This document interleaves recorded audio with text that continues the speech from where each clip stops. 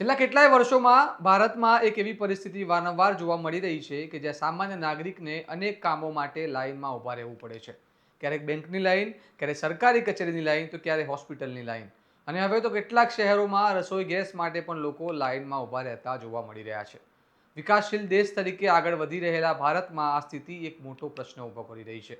અને આ મુદ્દે આજે વિપક્ષે સંસદની બહાર વિરોધ પ્રદર્શન કરીને સરકારને ઘેરવાનો પ્રયાસ કર્યો હતો.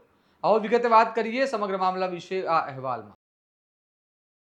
નમસ્કાર, હું છું ચિરાગ વર્ષાબેન. આપ જોઈ રહ્યા છો સ્વમાન. ભારતમાં લાઇનોની વાત કરીએ તો ઘણા લોકોને વર્ષ 2016ની નોટબંધી યાદ આવશે. તે સમયે જૂની 500 અને 1000 રૂપિયાની નોટો બદલાવવા માટે દેશભરમાં બેંકો અને એટીએમની બહાર લાંબી લાઈનો જોવા મળી હતી. લાખો લોકો કલાકો સુધી પોતાનો વારો આવવાની રાહ જોઈ રહ્યા હતા. અને ગુજરાતમાં પણ અમદાવાદ, સુરત, રાજકોટ અને અન્ય શહેરોમાં બેંક બહાર વહેલી સવારથી જ લોકો લાઇનમાં ઊભા રહેતા. તે બાદ દેશ ડિજિટલ વ્યવસ્થાની દિશામાં આગળ વધ્યો. Aadhaar card, PAN card, ration card અને અન્ય સરકારી દસ્તાવેજો બનાવવા અથવા અપડેટ કરવા માટે લોકો ફરી લાઇનમાં ઊભા રહેવા લાગ્યા. ગામડાઓમાં ઈ ગ્રામ કેન્દ્રો અને સરકારી કેમ્પોમાં લોકો પોતાના નંબર માટે કલાકો સુધી રાહ જોવા દેખાતા મળ્યા. પછી આવું વર્ષ 2020નું કોરોનાની મહામારીનો કપરો સમય આવ્યો. તે સમયે દેશ માટે અત્યંત મુશ્કેલ સાબિત થયો હતો. હોસ્પિટલોમાં બેડ માટે લાઈનો, ઓક્સિજન સિલિન્ડર માટે લાઈનો અને દુઃખદ રીતે અનેક શહેરોમાં સ્મશાનમાં અંતિમ વિધિ માટે પણ રાહ જોવાની સ્થિતિ ઊભી થઈ હતી. ગુજરાતના અમદાવાદ અને સુરત જેવા શહેરોમાં કોરોના દરમિયાન સ્મશાનમાં રાહ જોવા પડતી હતી અને કેટલી લાંબી લાઈનો હતી, જે સમગ્ર સમાજ માટે અત્યંત દુઃખદ દ્રશ્યો હતા. કોરોના બાદ ફરી એકવાર લોકો બેંક કેવાયસી, આધાર લિંકિંગ અને રેશન કાર્ડ ઈ કેવાયસી જેવી પ્રક્રિયાઓ માટે લાઇનમાં ઊભા રહેવા લાગ્યા. ગુજરાતના ઘણા ગામડાઓમાં આજે પણ લોકો રેશન લેવા માટે બાયોમેટ્રિક મશીન સામે લાંબી લાઇનમાં ઊભા રહેતા જોવા મળે છે. હવે વૈશ્વિક સ્તરે વધતા તણાવની અસર પણ સામાન્ય નાગરિક સુધી પહોંચતી દેખાઈ રહી છે. ઈરાન, ઇઝરાયલ અને અમેરિકા વચ્ચે વધતા તણાવને કારણે મધ્ય પૂર્વ વિસ્તારમાં અસ્થિરતા વધી રહી છે. જો આ પરિસ્થિતિ લાંબી ચાલે તો ક્રૂડ ઓઇલ અને ગેસ સપ્લાય પર તેની અસર પડી શકે છે, એવી ભીતિ પણ વ્યક્ત કરવામાં આવી રહી છે. આ ભયને કારણે દેશના કેટલાક શહેરોમાં લોકો રસોઈ ગેસની અછત ન સર્જાય તે માટે પહેલેથી જ ગેસ સિલિન્ડર બુક કરાવવા અથવા સ્ટોક રાખવા માટે ગેસ એજન્સીઓની તરફ દોડતા જોવા મળી રહ્યા છે. પરિણામે કેટલાક વિસ્તારોમાં ગેસ માટે પણ લોકો લાઇનમાં ઊભા રહેતા જોવા મળી રહ્યા છે. આ પરિસ્થિતિને લઈને વિપક્ષે આજે સંસદની બહાર વિરોધ પ્રદર્શન કર્યું હતું અને કોંગ્રેસના નેતા રાહુલ ગાંધી સહિતના વિપક્ષી નેતાઓએ સરકાર સામે આક્ષેપો લગાવ્યા હતા. વિરોધ દરમિયાન કેટલાક નેતાઓએ નરેન્દ્ર ભી ગાયબ, સિલિન્ડર ભી ગાયબ જેવા નારાઓ લગાવીને સરકારને ઘેરવાનો પ્રયાસ કર્યો હતો. જુઓ સંસદ બહાર વિપક્ષે કરેલા વિરોધ પ્રદર્શનના વિડીયો.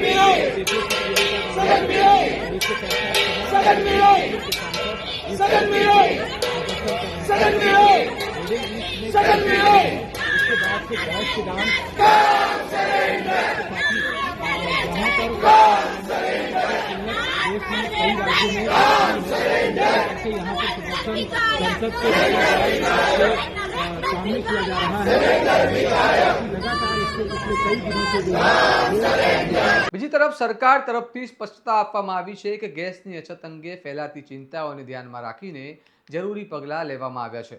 ગુજરાત સરકારના પ્રવક્તા મંત્રી જીતુ વાઘાણીએ જણાવ્યું છે કે કેન્દ્ર અને રાજ્ય સંકલનથી અન્ય દેશોથી ગેસની સપ્લાય મંગાવવામાં આવી રહી છે અને રાજ્યમાં ગેસની તંગી સર્જાશે નહીં. સાંભળો જીતુ વાઘાણી શું કહી રહ્યા છે. ગેસની સ્થિતિમાં સરકાર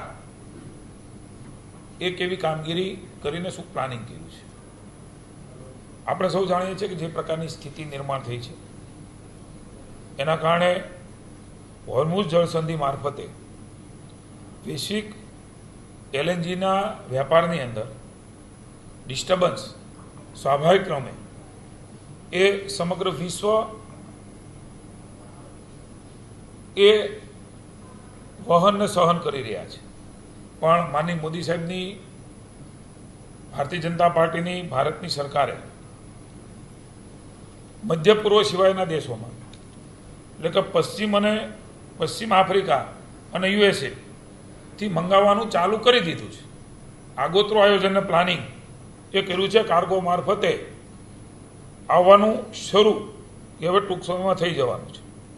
રાજ્યમાં એલએનજીની કમી ન રહે એટલા માટે થઈને ચીફ સેક્રેટરીના અધ્યક્ષપણે એક કમિટી રચવામાં આવી છે. રાજ્ય અને કેન્દ્ર સરકાર સાથે કેન્દ્ર સરકાર સાથે સતત સંકલનમાં રહીને તકલીફ ન પડે ઘરેલું ગેસને અને એમાં પણ ભાવ નહીં વધારવાનો નિર્ણય એ કેન્દ્રની સરકારે લીધો છે, એને આવકારીએ છીએ. ડોમેસ્ટિક પીએનજી અને સીએનજી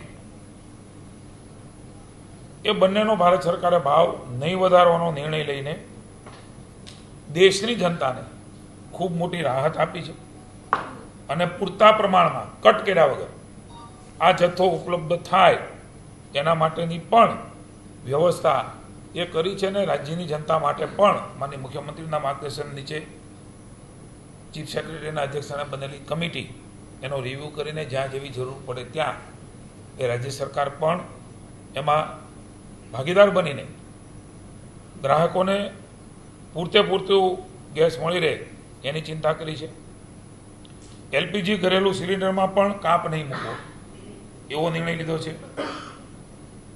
ડોમેસ્ટિકમાં કોઈ પણ જાતનું તકલીફ ન પડે એની ચિંતા કરી છે.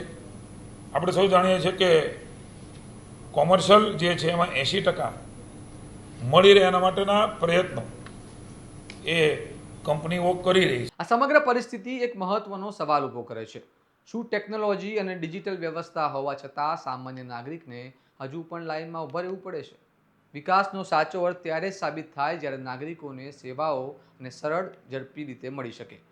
હવે જોવાનું એ રહેશે કે ગેસના મુદ્દે ઊભી થયેલી ચિંતા કેટલા સમયમાં દૂર થાય છે અને સામાન્ય નાગરિકને ફરીથી આવી લાઇનોમાંથી છુટકારો મળે છે કે નહીં. આ સમગ્ર મામલે તમારું શું મંતવ્ય છે અમને કમેન્ટ બોક્સમાં જરૂર જણાવો. અને આવા વિશ્લેષણાત્મક સમાચાર માટે વિડીયોને લાઇક, કમેન્ટ અને શેર કરો અને સ્વમાનની ચેનલને સબસ્ક્રાઇબ કરવાનું ભૂલતા નહીં. નમસ્કાર.